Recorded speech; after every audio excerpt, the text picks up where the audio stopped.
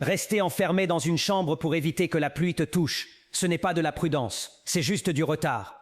Tu crois peut-être te protéger, mais en réalité, tu ne fais que repousser l'inévitable. Et parfois, à force d'attendre, tu finis par laisser passer ta vie.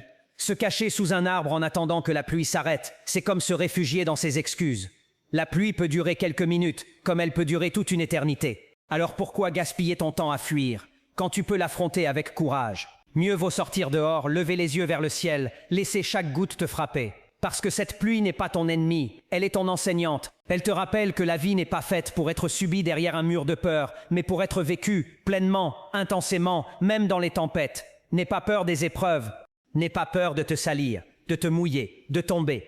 Car c'est en affrontant les orages qu'on apprend à marcher avec assurance. C'est en traversant les rivières qu'on découvre la force de ses jambes.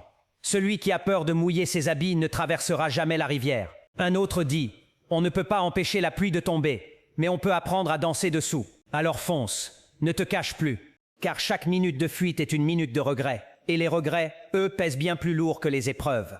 L'eau qui tombe goutte après goutte finit par creuser la pierre.